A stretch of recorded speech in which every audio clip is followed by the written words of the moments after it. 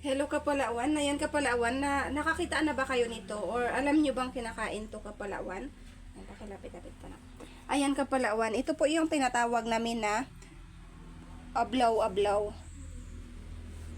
Kapamilya din po siya ng burnok, ng mga balat.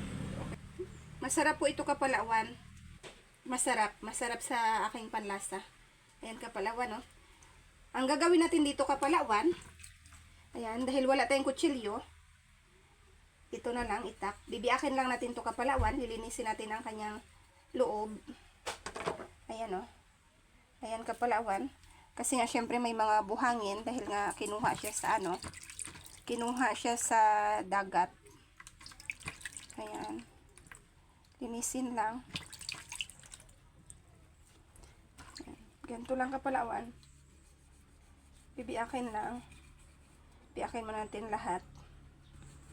Ay, sorry anak, sorry.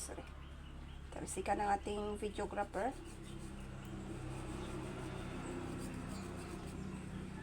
Ayan, ganyan lang. Kailangan kasing linisin yung tiyan dahil may putik. May mga buhangin.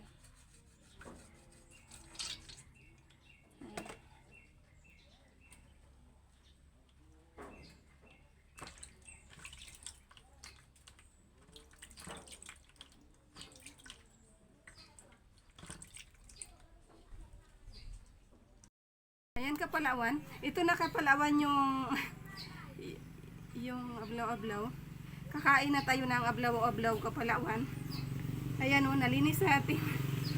Nalinis na. Sausaw lang natin Kapalawan sa sarap yan. Sa kalamansi na may sibuyas. Tapos nilagyan kong kunting asin. Ganito lang Kapalawan. Hindi na tayo magsili kasi nga pag may sili Kapalawan, maano nga. Ano?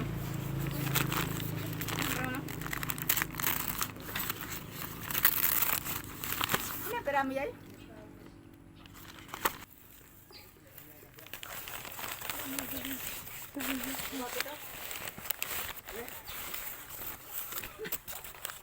Salamat Kapalawan.